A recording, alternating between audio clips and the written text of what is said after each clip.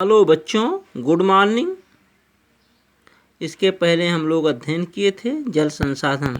उसी पाठ के अंतर्गत ये भी आता है बहुउद्देशीय नदी घाटी परियोजनाएं और समन्वित जल संसाधन प्रबंधन। अब इसके पहले हमको सबसे पहले समझना है बहुउद्देशीय नदी घाटी परियोजना क्या है। बहुउद्देशीय में बहुत सा उद्देश्य नदी घाटी से पूरा किया जाए। एक ऐसा परियोजना बनाया गया, प्रोजेक्ट तैयार किया गया जिससे बहुत से उद्देश्य पूरे किए जाएं। जैसे नदी के जल से विद्युत का उत्पादन किया गया, सिंचाई के लिए नहर निकाले गए, मत्स्य पालन किया गया और क्या नाम है उसका पर्यटन स्थल का विकास किया गया। ऐसे बहुत से उद्देश्य की पूर्ति होती, जिसे बाढ़ पर नियंत्रण किया गया। तो इससे क्या हुआ, बहुत से उद्देश्यों की पूर्ति होती, इसलिए इसको कहते हैं बहुउद्देशीय नदी घाटी परियोजना। समन्वित जल संसाधन प्रबंधन, एक नियम बनाया गया समय के अनुसार कि इतना जल संसाधन का प्रबंधन किया जाए, जल बेकार ना हो।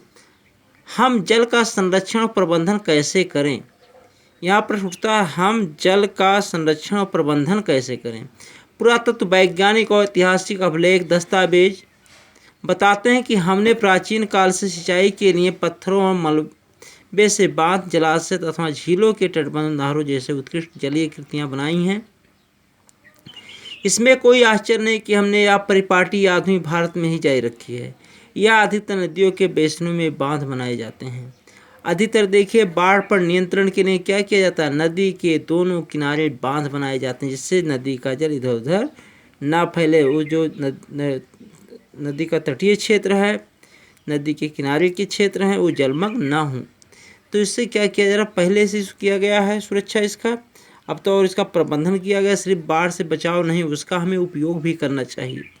क्या करा, प्राचीन भारत में जलीय कृतियाँ ईसा से 1 शताब्दी पहले इलाहाबाद के नज़दीक श्रृंगबेरा में गंगा नदी की बाढ़ के जल को संरक्षित करने के लिए एक उत्कृष्ट जल संग्रहण तंत्र बनाया गया था। ये बता रहा है ईसा 1 शताब्दी पहले एक जल संरक्षण का, संग्रहण का केंद्र बनाया गया था। कहाँ पर, इलाहाबाद में। अब इसके बाद आ रहा है चंद्रगुप्त मौर्य के समय बृहद स्तर पर बांध, झील और सिंचाई तंत्रों का निर्माण कराया गया था। ये बता रहा है चंद्रगुप्त के मौर्य के समय का भी। फिर है कलिंग, उड़ीसा, नागार्जुनकोंडा, आंध्र प्रदेश के बेन्नूर, कर्नाटक और कोल्हापुर, महाराष्ट्र में उत्कृष्ट सिंचाई तंत्र के होने से सबूत मिलते हैं। अपने समय की सबसे बड़ी कृत्रिम झीलों में से एक भोपाल झील 11वीं शताब्दी में बनाई गई है। 14वीं शताब्दी में इल्तुतमिश ने दिल्ली में श्री फोर्ट क्षेत्र में जल की सप्लाई के लिए हौज खाच एक विशिष्ट तालाब बनवाया था। अब देखिए, इसमें जो बता रहा, कोई ये नई बात नहीं कि आज जल का संरक्षण कर रहे हैं, प्राचीन काल से भी होता आ रहा हमारे भारत में।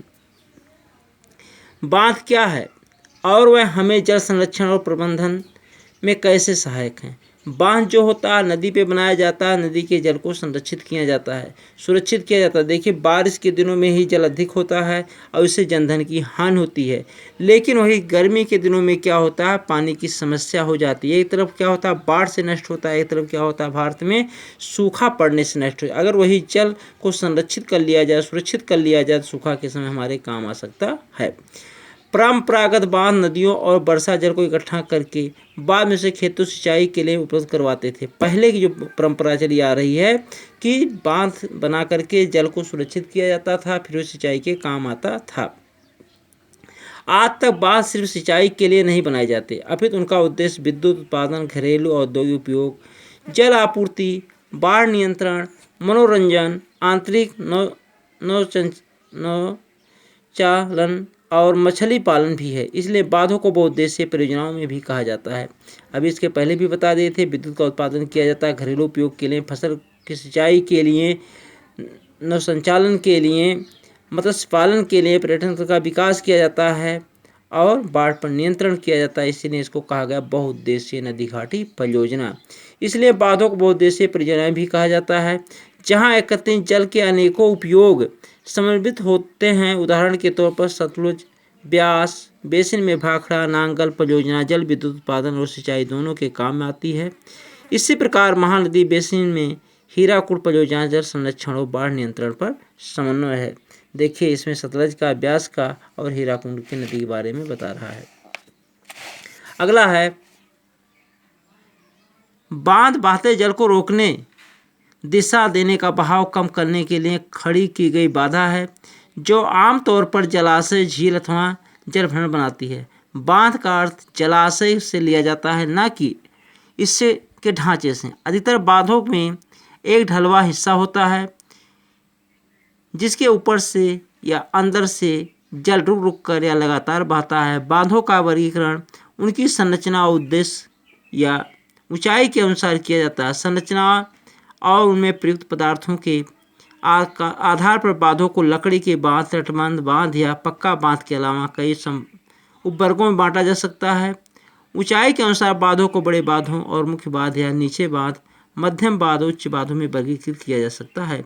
यानी बांध जो होते हैं कई प्रकार के बनाए जाते हैं, छोटे बड़े ऊंचाई के आधार पर, कोई अधिक ऊंचा कोई कम ऊंचा है। स्वतंत्रता के बाद शुरू की गई समन्वित जल संसाधन प्रबंधन उपागम पर आधारित बहुउद्देशीय परियोजनाओं को उपनिवेश काल में बनी बाधाओं को पार करते हुए देश को विकास और समृद्धि के रास्ते पर ले जाने वाले वाहन के रूप में देखा गया। जवाहरलाल नेहरू गर्व से बांधों को आधुनिक भारत के मंदिर कहा करते थे। उनका मानना था कि इन परियोजनाओं के चलते कृषि और ग्रामीण अर्थव्यवस्था, औद्योगिकरण, नगरीय अर्थव्यवस्था समृद्ध रूप से विकास करेगी। जो हमारे भारत के प्रथम प्रधानमंत्री थे पंडित जवाहरलाल नेहरू, वो बहुउद्देशीय नदी घाटी परियोजना को क्या कहते थे? आधुनिक भारत का मंदिर। ये भी क्वेश्चन आता है, आधुनिक भारत का मंदिर किसने कहा था नदी घाटी परियोजना को? तो भारत के प्रथम प्रधानमंत्री पंडित जवाहरलाल नेहरू जी ने कहा था। उनका मानना था कि इससे ग्रामीण क्षेत्र में सिंचाई के साधन और शहरी क्षेत्र में जो दो धंधे फैक्ट्री लगाएगी उसके लिए विद्युत की आपूर्ति की जाएगी। इससे गाँव का भी विकास होगा और शहरों का भी विकास होगा। पिछले कुछ वर्षों बहुउद्देशीय परियोजना और बड़े बांध कई कारणों से परिनिरीक्षण और विरोध के विषय बन गए हैं। इसका क्यों विरोध हो रहा है? क्योंकि इससे तमाम जो नगरीय क्षेत्र हैं वो भी प्रभावित हो रहे हैं, या पेड़ पौधे हैं वो सूख रहे हैं, नष्ट हो रहे हैं। परंपरागत तरीकों से बांध बनाने की कलाविद और सिंचाई कार्यों में बारे में अधिक पता लगाएं। अगला क्या है? हमने आषाढ़ में फसलें बोई हैं, हम भाद्र में भादू लगाएंगे। बाढ़ से दामोदर फैल गई है, नाव इसमें नहीं चलेगी। ओह दामोदर, हम आपके पैर पड़ते हैं, बाढ़ का कहर कुछ कम करो। भादू 1 साल बाद आएगा, अपनी सतह पर नाव चलने दो। यह लोकप्रिय भादू गीत दामोदर घाटी क्षेत्र में गाया जाता है, जो शोक की नदी कही जाने वाली दामोदर नदी में बाढ़ के दौरान आने वाली समस्याओं का वर्णन करता है।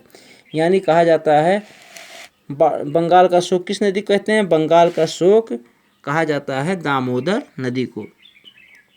और ये वहाँ का गीत है। क्या कह रहा है? विरोध के विषय बन गए हैं। नदियों पर बांध बनाने और उनका बहाव नियंत्रित करने में उनका प्राकृतिक बहाव अवरुद्ध होता है, जिसके कारण तलछट बहाव कम हो जाता है और अत्यधिक तलछट जलाशय की तली पर जमा होता रहता है, जिससे नदी का तल अधिक चट्टानी हो जाता है और नदी जलीय जीव आवासों में भोजन की कमी हो जाती है।